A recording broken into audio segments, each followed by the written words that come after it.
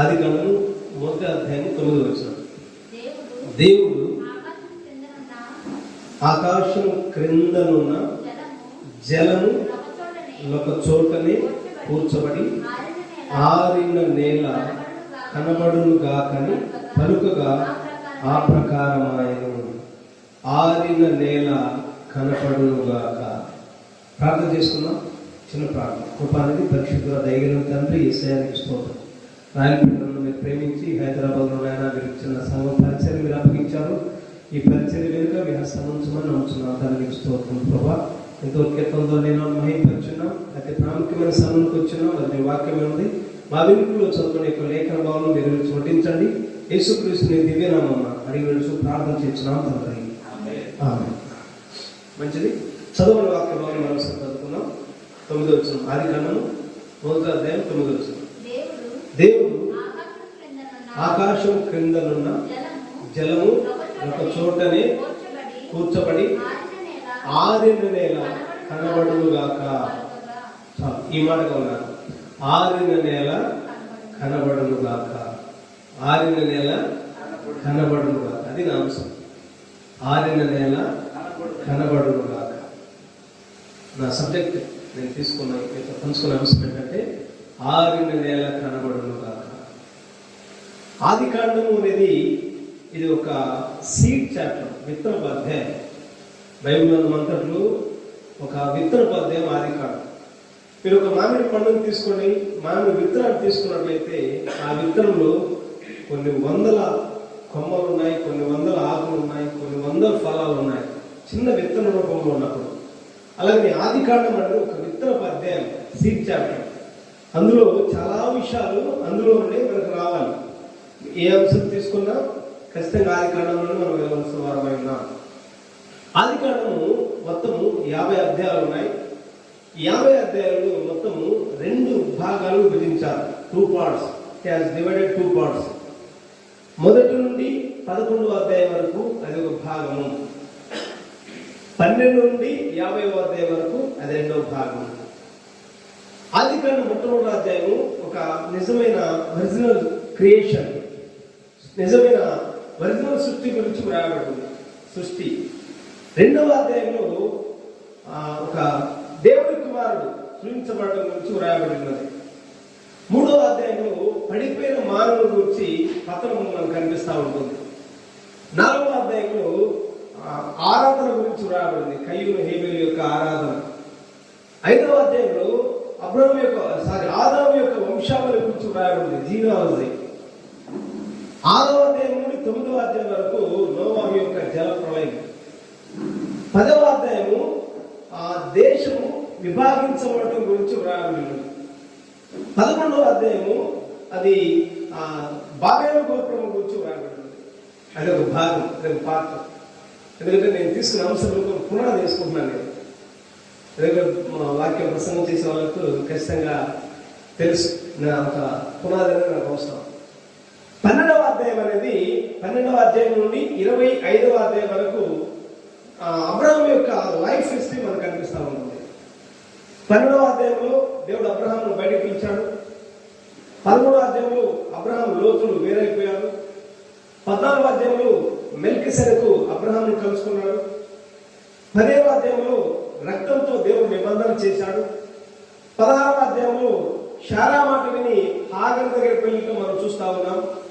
17వ అధ్యాయంలో దేవుడు అబ్రహాము శారాల పేర్లను మార్చాడు.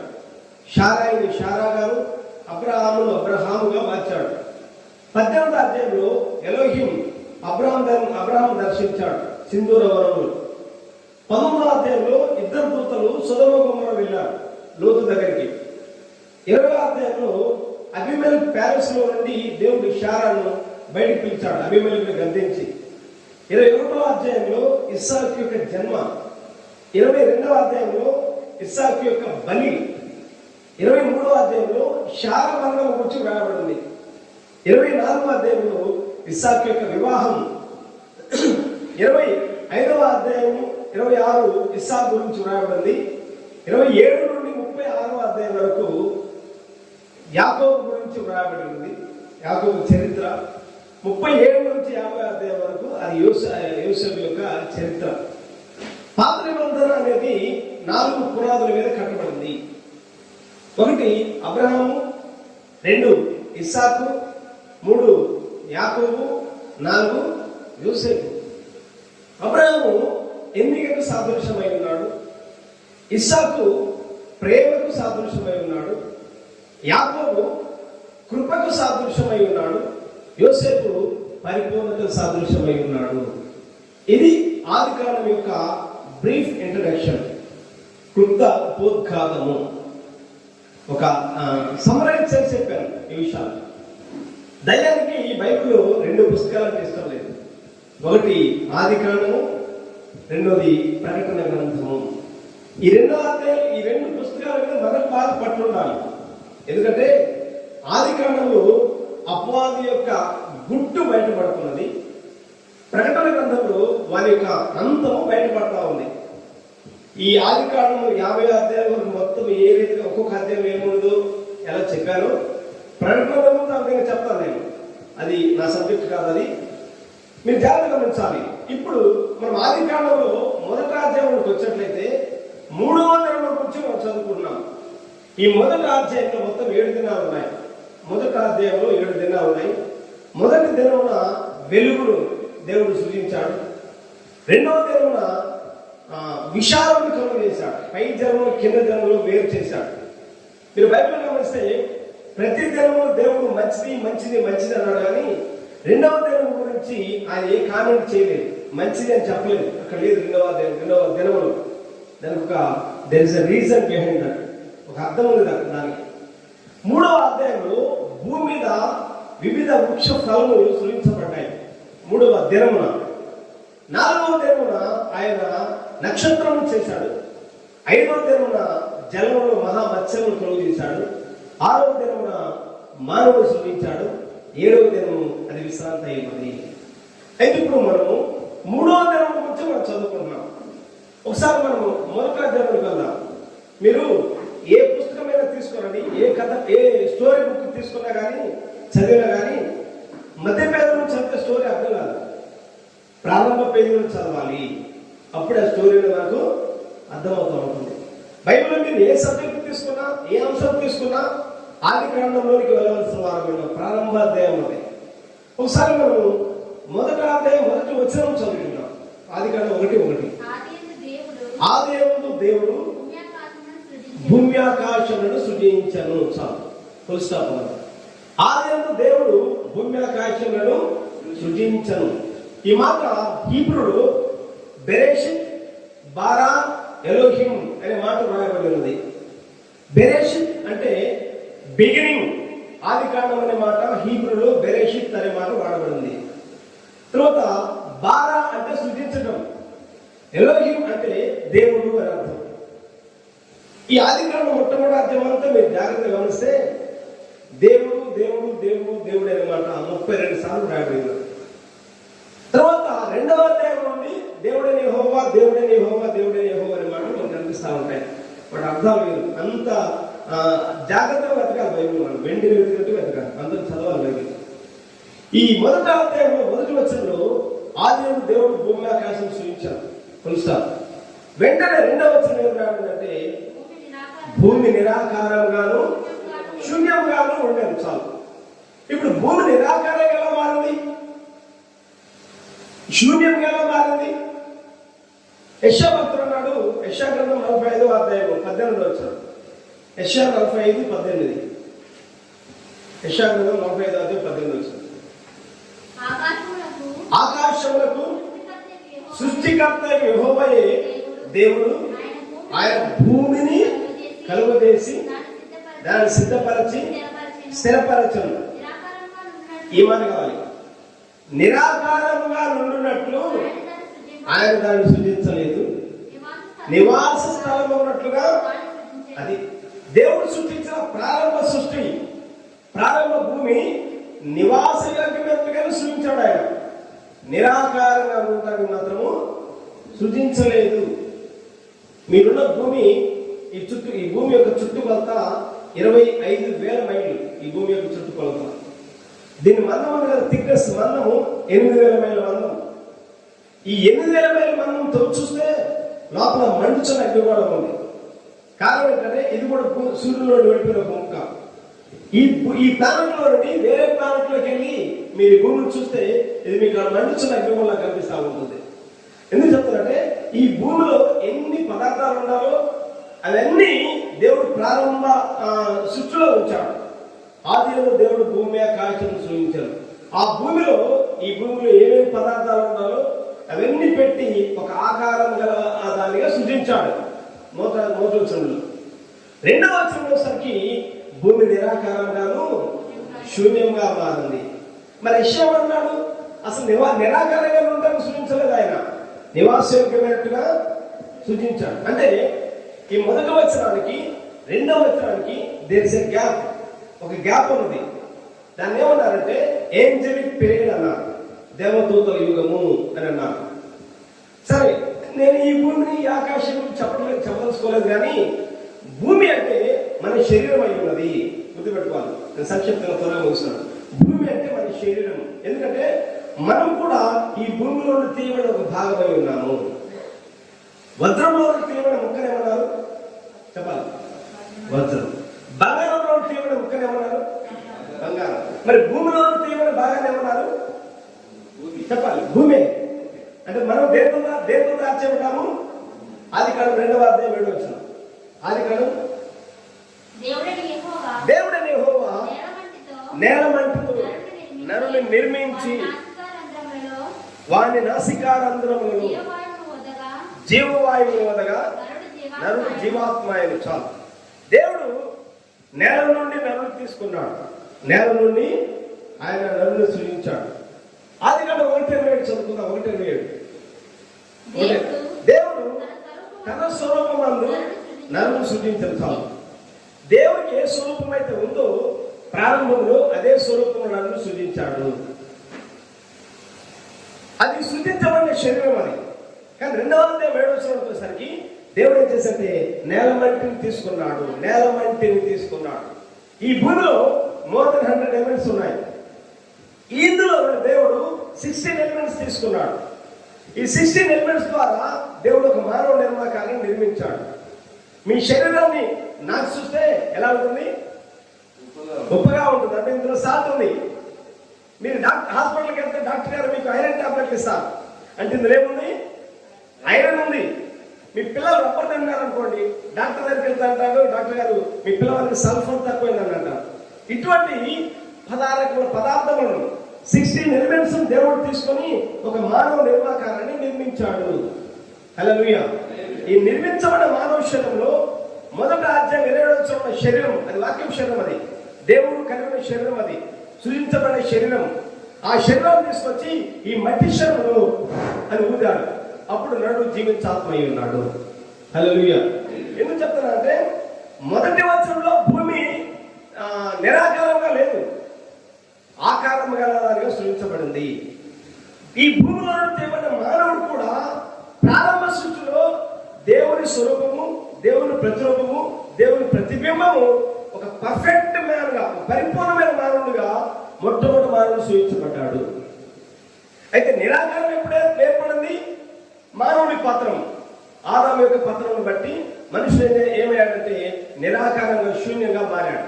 ఆదికాండం నుంచి అంటే ఆదాము నుండి యేసుక్రీస్తు భూమి వరకు రావడానికి 4,000 సంవత్సరాల చరిత్ర. ఆదాము నుండి నోవహు వరకు 2,000 సంవత్సరాలు, నోవహు నుండి యేసుక్రీస్తు భూమి రావడానికి 2,000 సంవత్సరాలు, 4,000 సంవత్సరాల చరిత్ర ఈ భూమిలో పట్టింది. ఈ 4,000 సంవత్సరాల చరిత్ర వరకు ఏం జరిగిందంటే చీకటితో నింపబడింది భూమి. ఆదికాండం 1వ అధ్యాయం 2వ వచనం మరోసారి చదువుకుందాం. భూమి నిరాకారంగాను శూన్యంగాను ఉండెను, చీకటి అగాధ జలముల పైన. అది ఈ 4,000 సంవత్సరాల వరకు శూన్యంతో నింపబడే మానవ జీవితాల్లో చీకటి నింపుకున్నది. మత్తయి సువార్తలో రాబడింది, చీకటిలో వారు గొప్ప వెలుగును చూసేది. హల్లెలూయా. ఆ గొప్ప వెలుగు కాదు కానీ ప్రభువు యేసుక్రీస్తు అయి ఉన్నాడు. మొదటి దినమున వెలుగుగా భూమికి వచ్చాడు ఆయన.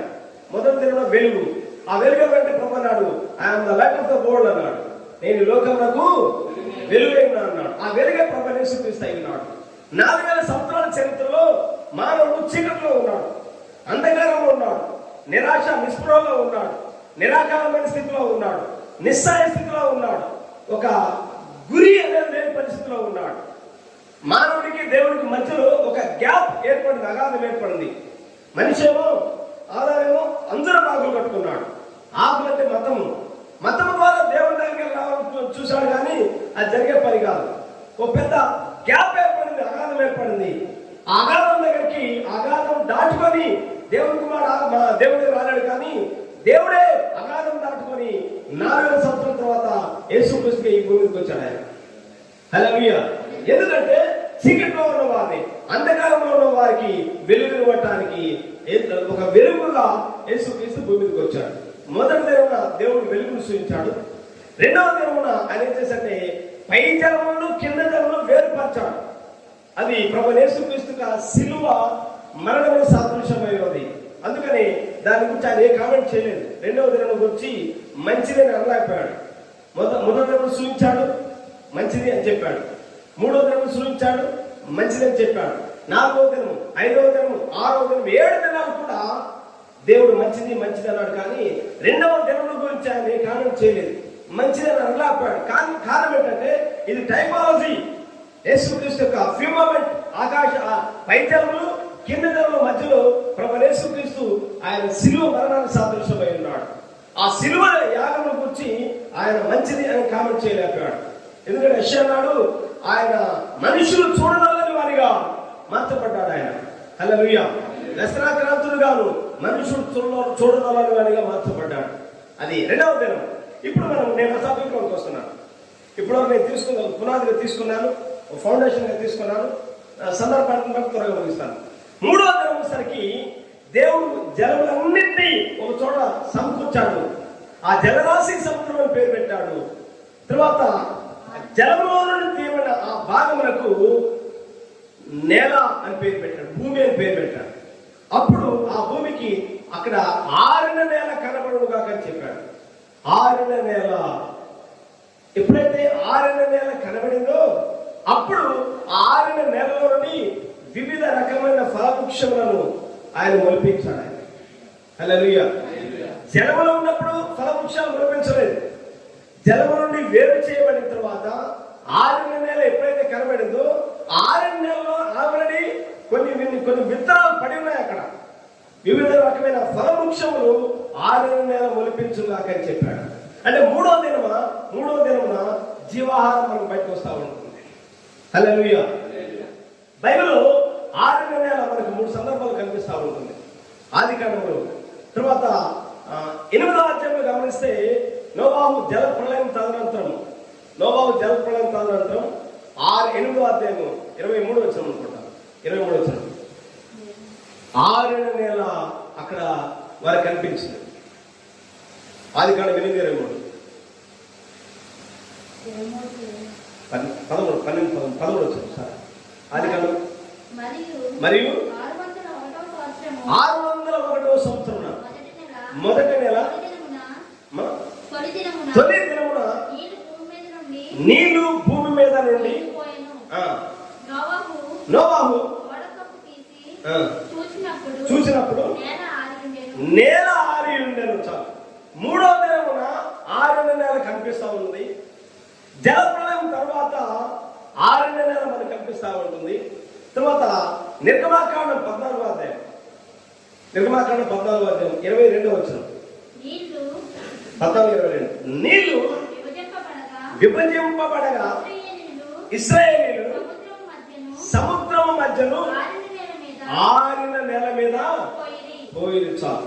3 సందర్భాల్లో లిటరల్ గా, అక్షరార్థంగా మనకు ఆరిన నేల కనిపిస్తా ఉంటుంది.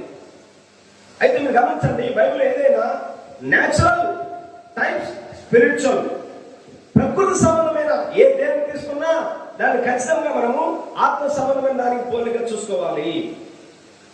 3వ దినమున ఆరిన నేల కనబడింది. నోవాహు జలప్రళయం తదనంతరము నోవాహు ఆరిన నేలను చూసి ఆయన భూమికి దిగొచ్చాడు. తర్వాత ఇశ్రాయేలీయులు ఎర్ర సముద్రములు ఆరిన నేలను నడిచారు. ఇది లిటరల్ అక్షరార్థం. అయితే దాన్ని నేను ఆత్మ సంబంధమైన దానిగా పోల్చాలనుకుంటున్నాను నేను. హల్లెలూయా. పాత నిబంధనలో 3 సందర్భాలు, కొత్త నిబంధనలో ఒక 3 సందర్భాలు మేము ముందు చేసి నేను త్వరగా ముగిస్తాను. హల్లెలూయా. మొట్టమొదటి మనం చెప్పుకున్నాం, మనం నేల లేక భూమి అంటే ఏంటో కాదు, కానీ మన శరీరం అయి ఉంది. ఈ శరీరం గురించి మనం మాట్లాడుకోవాలి. ఈ భూమి గురించి, నక్షత్రాల గురించి, ఖగోళ శాస్త్రం గురించి, విశ్వం గురించి, వాటి గురించి మనకి ఇప్పుడు అవసరం లేదు, కానీ మన గురించి మనం మాట్లాడుకుందాం. హల్లెలూయా. ఈ భూమి గురించి మనం మాట్లాడుకుందాం. ఎప్పుడు ఆరిన నేల కనపడినప్పుడే ఆ ఫలవృక్షములు మనకు కనిపిస్తూ ఉంటాయి. ఫలవృక్షములు అంటే ఒకసారి గంతులకు రాసిన పత్రిక చదువుకుందాం, 5వ అధ్యాయం. వెరీ గుడ్, కనుక ఆత్మ ఫలమేదనగా 5వ అధ్యాయం ఎన్ని వచ్చిన 22 చదువు 5:22. అయితే ఆత్మ ఫలమేదనగా ప్రేమ, సంతోషము, సమాధానము, దీర్ఘశాంతము, దయాళుత్వము, మంచితనము, విశ్వాసము, సాత్వికము, ఆశానిగ్రహము. 3వ దినమున జలముల నుండి ఎప్పుడైతే భూమిని వేరు చేశారో ఆ భూమి మీద వివిధ రకమైన ఫలవృక్షములు కనపడ్డాయి. ఫలములగా గంతిపత్రుల పౌరులు అన్నాడు, ఆత్మ సంబంధమైన ఫలములు ఉన్నాయి. ఎప్పుడు ఈ ఫలములు బయటకు వస్తాయంటే ఆరిన నేల కనబడ్డప్పుడు. ఆరిన నేల కనబడ్డప్పుడు. నేల అంటే మన భూమి, గుర్తుపెట్టుకోవాలి. పాత నిబంధనలో రాహాబు అనే ఒక స్త్రీ ఉన్నది. ఆమె జీవితం ఒకప్పుడు అంధకారంతో ఉన్నది. ఆమె జీవితం ఒకప్పుడు బురద, ఒక భూమి లాంటి జీవితం. అయితే ఒక దినమున ఆమె ఎందుకు 2 యవనస్తులు వెళ్ళారు, వేగులు వారు వెళ్ళి డోర్ పెట్టారు. ఆమె అనుకున్నది అందరిలా కస్టమర్స్ అనుకొని హాయ్ అని రమ్మన్నది. వీళ్ళన్నారు నోరు మూయన్నారు. మేము జీవంగా దేవుని యొక్క వాక్యాన్ని తీసుకొచ్చాము. నిరాశ నిస్సత్వంలో నీ జీవితంలో ఒక వెలుగు వర్తమానం తీసుకొని వచ్చాం. కాబట్టి నీవు బాగుపడాలంటే, నీవు రక్షించబడాలంటే నీవు ఈ ద్వారాన్ని, నీ ఇంటి ద్వారానికి తమ ద్వారా కట్టుకోమన్నా. ఈ దేశాన్ని స్వాధీనపరచుకోబోతున్నామని చెప్పారు. వెంటనే ఆమె అంగీకరించింది.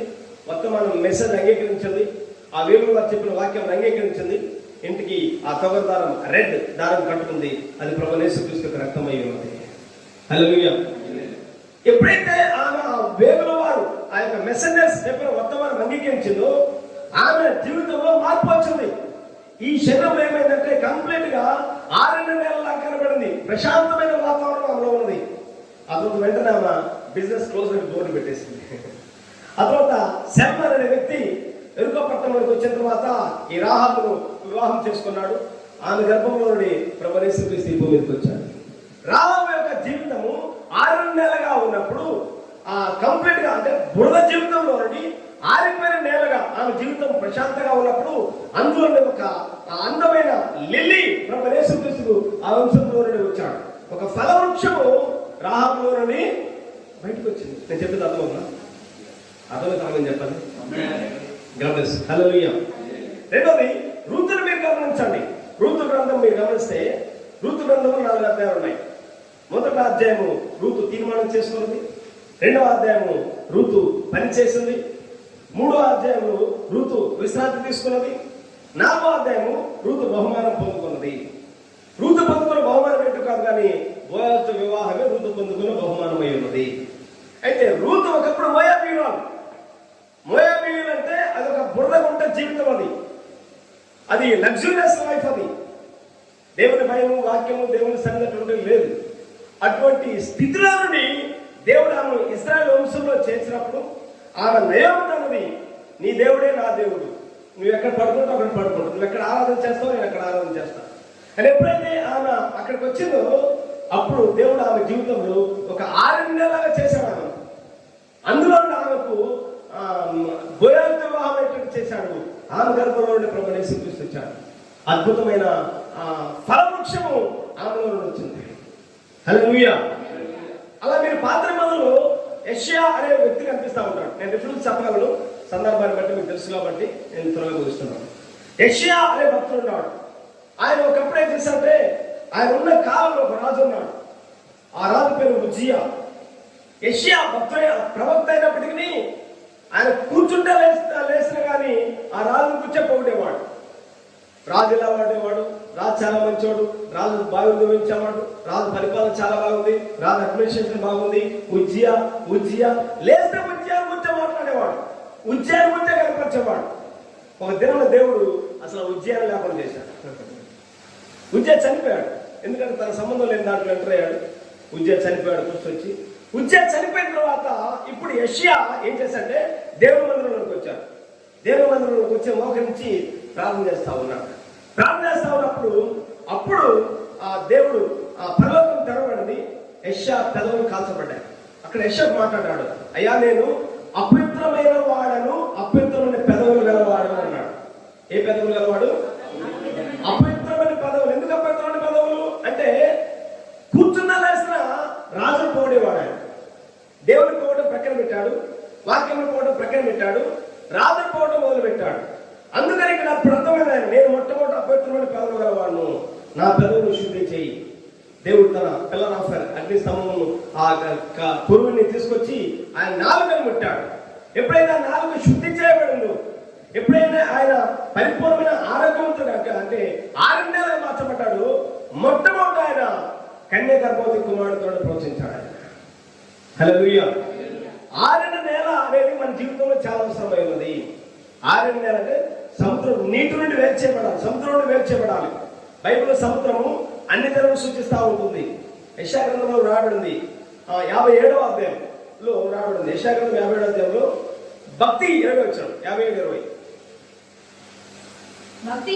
భక్తిహీనుడు కదులుచున్న సముద్రం వంటి వారు. చాలు, సముద్రంలో భూమి వేరు చేశాడు దేవుడు.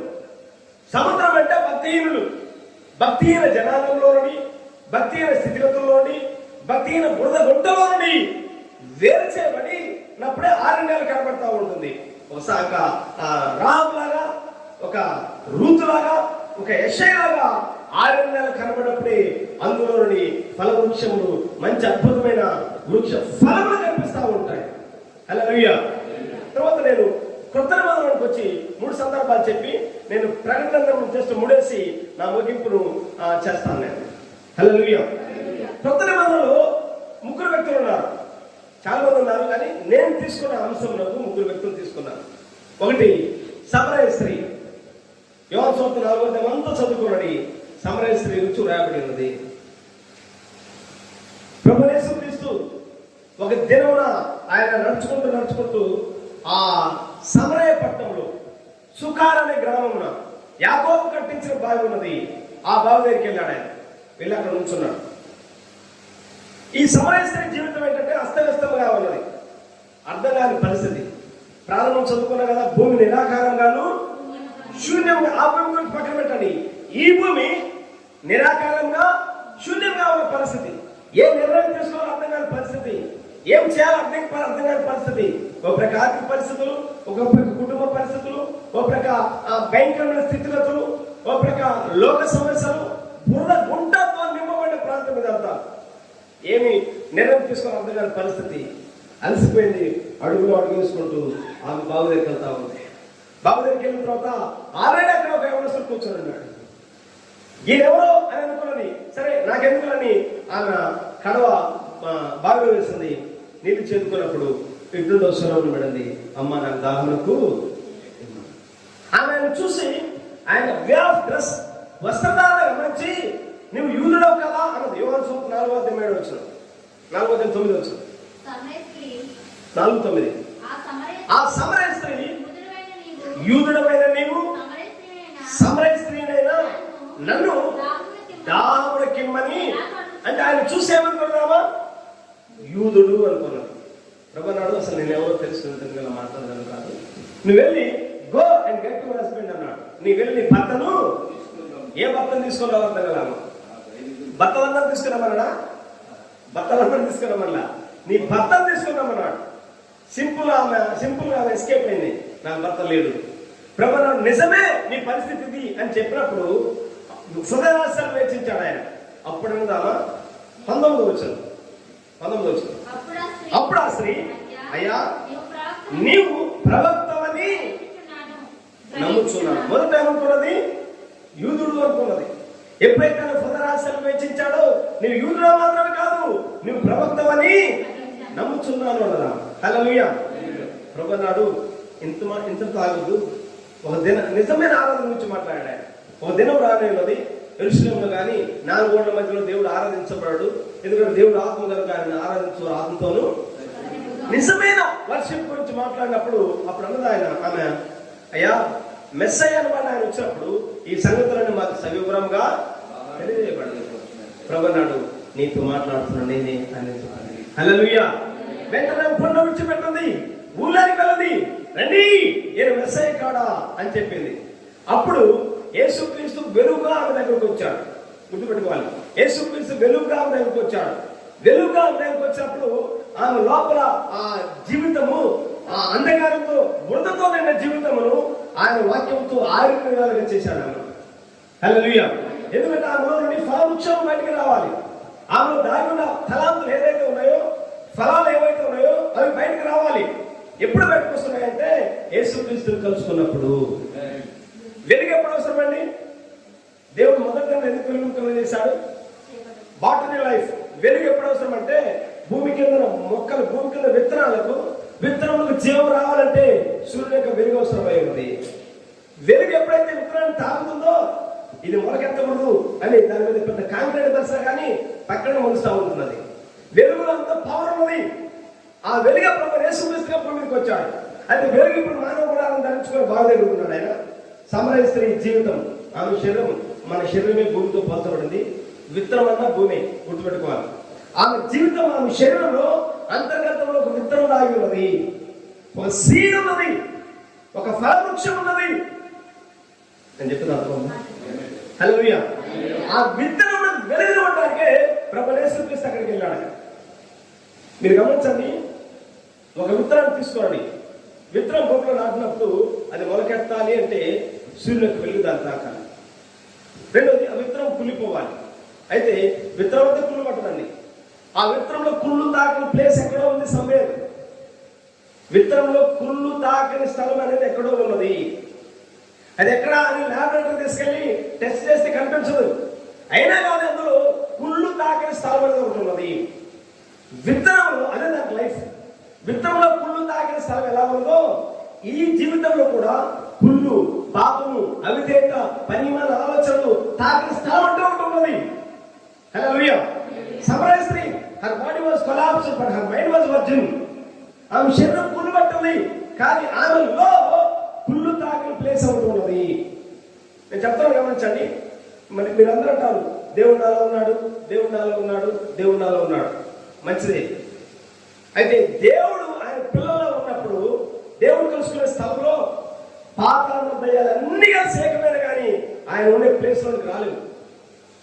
అది దేవుని కెపాసిటీ. అది హల్లెలూయా. అందరు చదువుకోవాలి కాబట్టి నేను చెప్తున్నాను. మనలో 3 భాగాలు ఉన్నాయి. We are triune being. మనలో 3 భాగాలు. 1 బాడీ, 2 స్పిరిట్, 3 సోల్, అంతరాత్మ.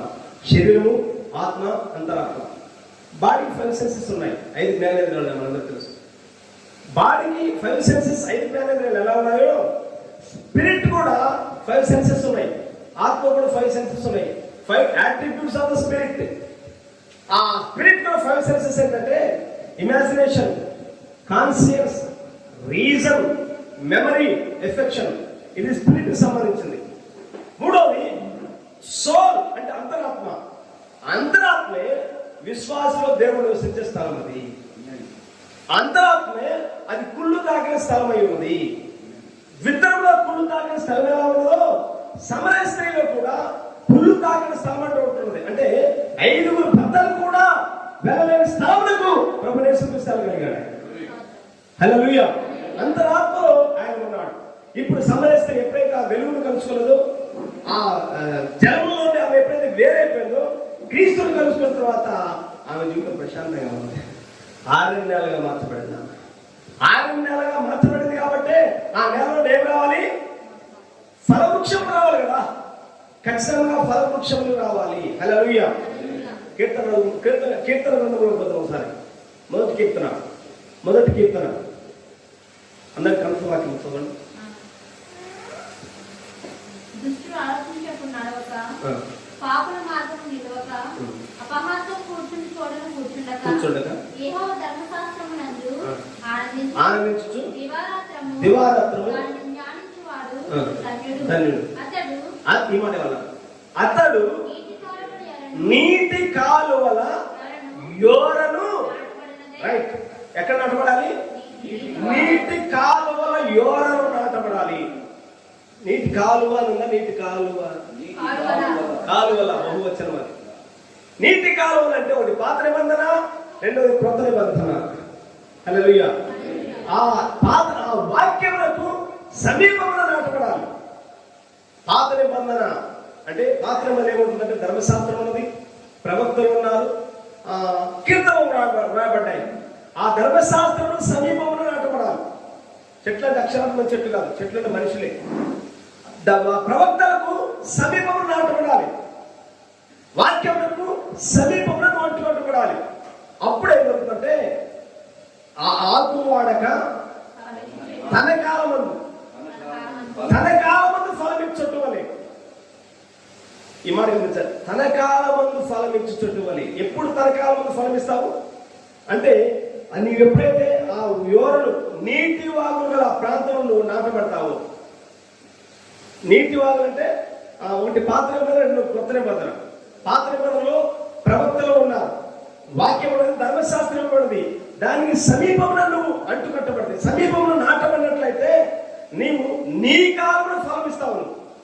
తన కాలమున అంటే ఇప్పుడు ప్రేమ, ఇప్పుడు గల్తీ పత్రిక చదువుకున్నావు కదా, ప్రేమ, సంతోషం, సమాధానం, దీర్ఘశాంతం, దయాళుత్వం, మంచితనం, విశ్వాసం, సాత్వికము, ఆశానిగ్రహం, ఇవన్నీ వాటి కాలంలో ఫలమిస్తావు. నువ్వు తెలియజేస్తావు. ప్రేమను చూపించే ఆ కాలంలో నువ్వు ప్రేమను చూపిస్తావు.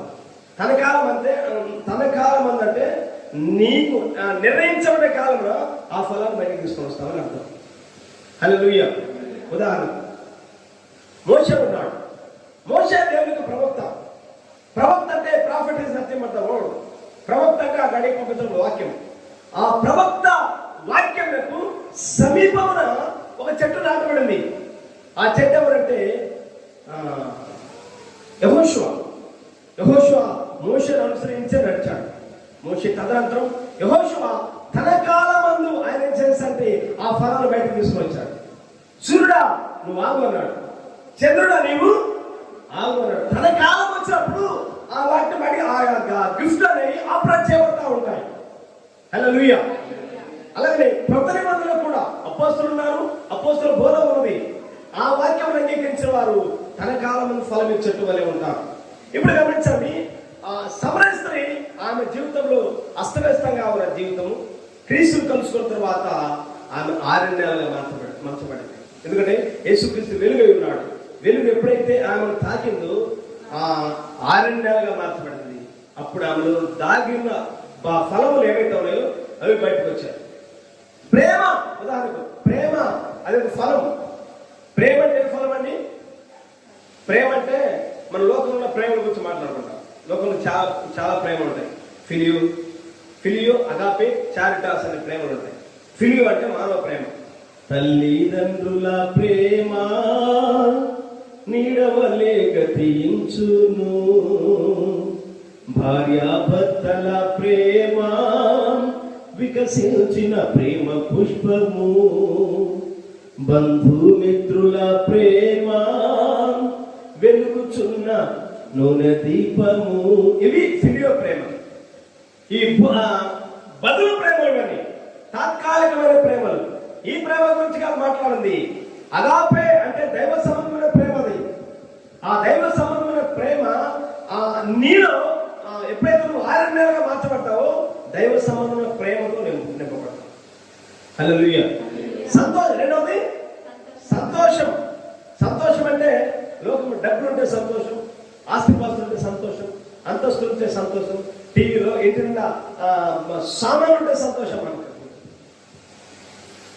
ఒంటి నిండా బంగారం ఉన్నను, అది నీకు సాటి రాగలదా. మనకి ఎప్పుడు సంతోషం అంటే ఇంటి నిండా సామాన్లు కనపడాలి, ఒంటి నిండా పైన కిందకి, అది దానివల్ల అప్పుడు సంతోషం కాదు. సంతోషం ఎక్కడ ఉందని, సమాధానం ఎచ్చట నాకు దొరికేదని, ఎందరినో వెదికాను, ఏమేమో అడిగాను, చివరికది నీలోనే కనుగొన్నాను. యేసుక్రీస్తులోనే హ్యాపీనెస్, సంతోషం. లాజరులాగా చెట్టు కింద ఉన్న సెంటు భూమికి లేకపోవచ్చు, కానీ క్రీస్తుని కలిగి ఉంటే గొప్ప హ్యాపీనెస్ ఉంటుంది. హల్లెలూయా. సమాధానం ఎప్పుడు ఉంటుంది? యేసు ప్రభువు అన్నాడు, ఇక సమాధానం గలదానివై పొమ్ము, ఇక మీద పాపం చేయకు. ఇటువంటి లక్షణాలు దేవుడు ఆల్రెడీ 6 నెలల్లో పెట్టాడు. నువ్వు ఎప్పుడైతే 6 నెలలుగా మచ్చబడతా ఉంటావు, ఆ జగడగల దొంగలోని మురికి కోపంలో ఎప్పుడైతే క్రీస్తుని కలుసుకుంటావో 6 నెలలు అనేది బయటకు వస్తూ ఉంటుంది. సమరయ స్త్రీ జీవితము 6 నెలలుగా మంచబడింది కాబట్టి ఆమె జీవితంలో ఫలవృక్షాలు వికసించడం ప్రారంభించబడింది. క్రీస్తునే మెస్సయగా ఆమె అంగీకరించగలిగిందా? హల్లెలూయా. ఇంకొక సందర్భం, ఒక స్త్రీ ఉంది బైబిల్లో, ఆమె పేరైతే బైబిల్ రావలేదు కానీ పాపాత్మురాలైన స్త్రీ. ఇంటికి వెళ్ళిన తర్వాత లోకస్వార్థ 7వ అధ్యాయం చూస్తున్నాడు. పరిసయ్యుడైన సీమోను అనే ఒకడు ఉన్నాడు. అతను గొప్ప ధనవంతుడు. తన దగ్గర పెద్ద ఒక మీటింగ్ ఏర్పాటు చేశాడు, గొప్ప మీటింగ్ ఏర్పాటు చేశాడు. మీటింగ్ ఏర్పాటు చేసి విఐపీలు అందరూ పిలిచాడు. తన దగ్గర ఒక కొరియర్ బాయ్ ఉంటే వాడిని పిలిచాడు, అరే ఇలాగా ఈ మీటింగ్ పెద్దలందరూ పిలిచాను నేను, వీరితో పాటు యేసుక్రీస్తు కూడా ఈ యొక్క ఇన్విటేషన్ కార్డు ఇవ్వు, ఆయన నేను ఆహ్వానిస్తున్నానని చెప్పాడు.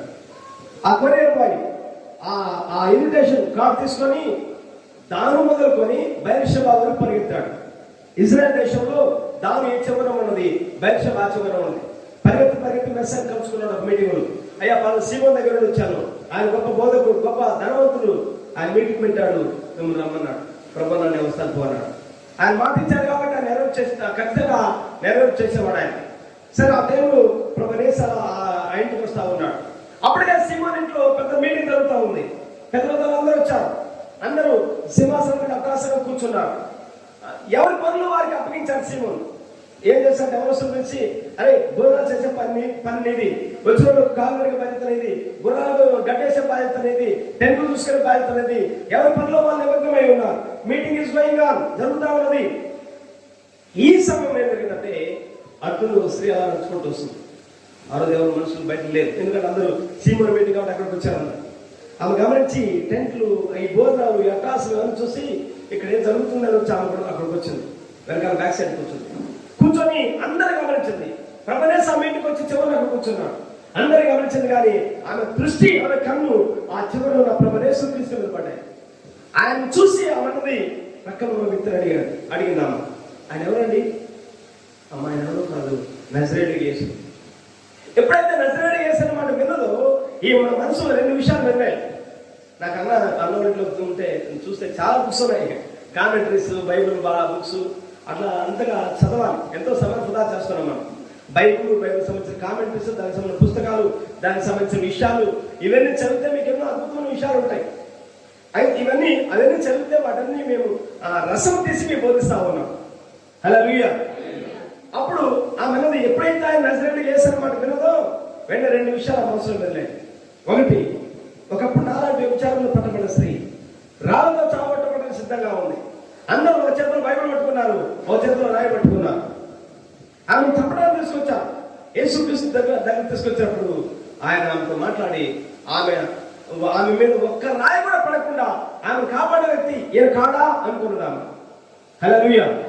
రెండవ సంఘటన, సమరయ పట్టణంలో యాకోబు కట్టించిన బావి దగ్గరికి సమరయ స్త్రీ దగ్గరికి వెళ్ళి మధ్యాహ్న కాల సమయమున ఆమె వాక్యం బోధించి ఆమె రక్షించిన వ్యక్తి ఈయన కాడా అని అనుకున్నది. ఎప్పుడైతే 2 విషయాల మనసులో మెదిలాయో వెంటనే మంత్రకంలో ఎవరో చెప్తున్నారు, నువ్వు వెళ్ళి ఆయన కలుసుకో, క్షణమాల్సిందే కూడా కలుసుకో. ఆ పరిగెత్తుకుని వచ్చింది. అందరు చూస్తుండగానే వచ్చి ప్రభు యేసు కాలు పట్టుకున్నారు. యేసుక్రీస్తు దగ్గరికి వచ్చి రాగానే ఆ గుండె బ్రతమైంది.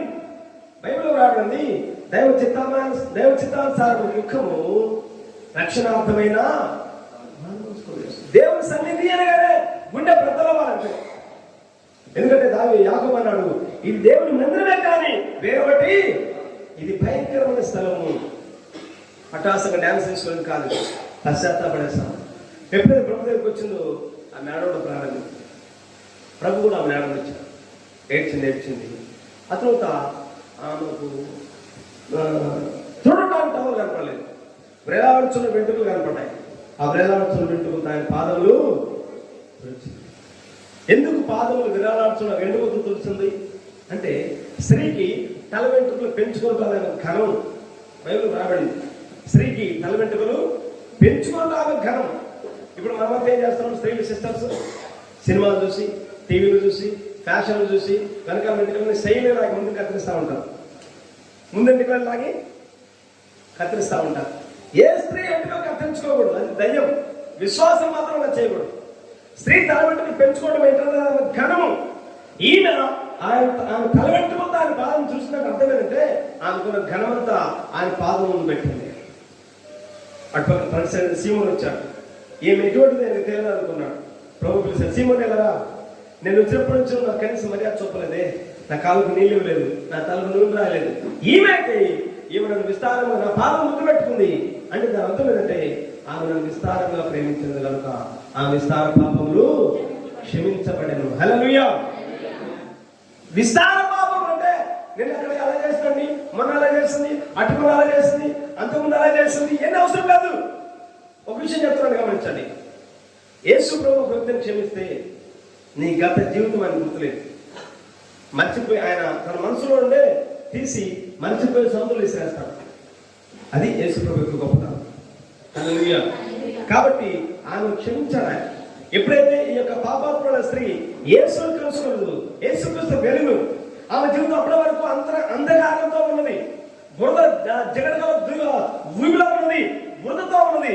యేసును కలుసుకున్నప్పుడు ఆమె ఆ భూమి ఆమె ఏమైందంటే 6 నెలలుగా మార్చబడింది. హల్లెలూయా. 6 నెలలుగా మార్చబడింది కాబట్టి ఆమె దాగిన ఫలాలు ఏమైతున్నాయో అవి బయటకు రావడం ప్రారంభించబడాలి. జక్కయ్య ఒక వ్యక్తి ఉన్నాడు, ఆయన జీవితం కూడా అంధకారంతో నింపబడింది. జక్కయ్య అంటే ఇన్కమ్ ట్యాక్స్ కలెక్టర్. ఆయన జనాలు రక్తం పిండి ఆ డబ్బులు వసూలు చేసే జీవితం అది. ఒక దిన ప్రభు యేసుక్రీస్తు ఆ చెట్టు కిందకి వెళ్ళాడు. చెట్టు కిందకి వెళ్ళి జక్కయ్య గడ్డ ఉన్నాడు అన్నాడు.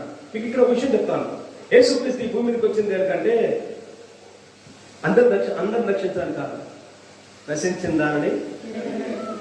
ఇంగ్లీష్ బైబిల్ మంచిగా రాదు. The son of man came to see which was lost అన్నది. అంటే తప్పిపోయిన దానిని వెతకడానికి యేసుక్రీస్తు భూమి మీదకి వచ్చారు.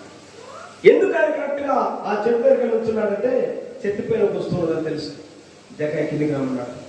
ఎందుకు కరెక్ట్ గా బావి దగ్గర ఉంటున్నాడంటే ఆ బావి దగ్గర తప్పిపోయిన ఒక వస్తువు ఉన్నది. సమరశ్రీ ఆమె నోటు కట్టుకున్నాడు. ఇట్లా జక్కయ్య దగ్గరికి వెళ్ళి ఆయన రా నేను నీతో భోజనం చేయాలని చెప్పినప్పుడు ఆయన ఇంటికి వచ్చిన తర్వాత యేసును జక్కయ్య కలుసుకున్న తర్వాత ఆయన జీవితం 6 నెలలుగా మార్చబడింది. అప్పుడు అన్నాడు ఆయన, ఇతరులు అబ్రహాము. హల్లెలూయా.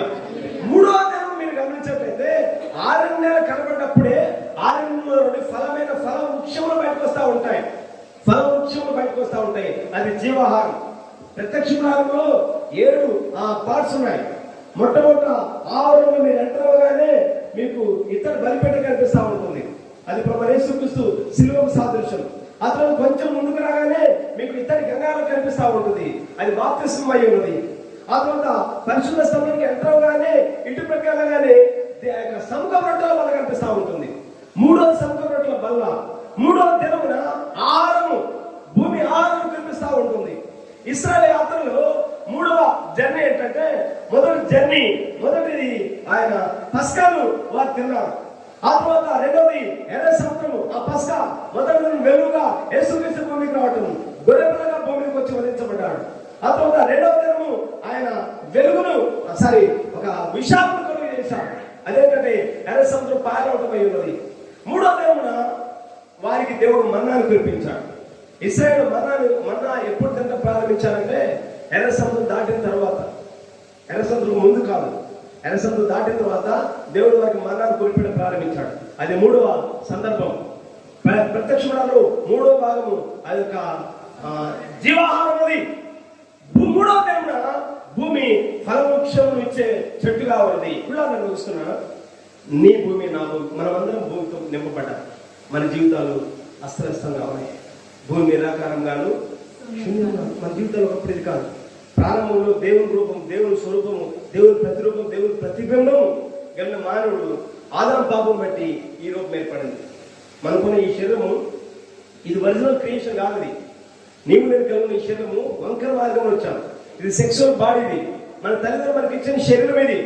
అందుకనే నీకు శత్రువు ఎవరో కాదు, నీ సొంత శరీరమే నీకు శత్రువు. నువ్వు అంటావు, నా భార్య నా మాటింటే బాగుండు, నా పిల్లలు నా మాటింటే బాగుండు, నా రక్త సంబంధికులు మాటింటే బాగుండు, ఈ పేటలో వాళ్ళందరూ మాటింటే బాగుండు అంటారు. ఎవరైనా మాటింటే మాటవచ్చు, నీ సొంత శరీరం నీ మాటింటం లేదు. పౌరుల ఆత్మ శరీరాన్ని పోరాటం జరుగుతున్నది. ఆత్మ మంచిగా చేయాలనిపిస్తుంది, శరీరం వ్యతిరేకంగా కోరుకుంటుంది, శరీరం బట్టలేక కోరుకుంటుంది. ఎందుకంటే ఈ శరీరమే నీకు శత్రువు. ఇందులో నువ్వు ఏదైతే మోతాజం పోగొట్టుకున్న శరీరం ఉందో, వాక్యం శరీరము, ప్రారంభ ఆ శరీరము, అది కావాలంటే యేసుక్రీస్తు రక్తం ద్వారా కడగబడాలి.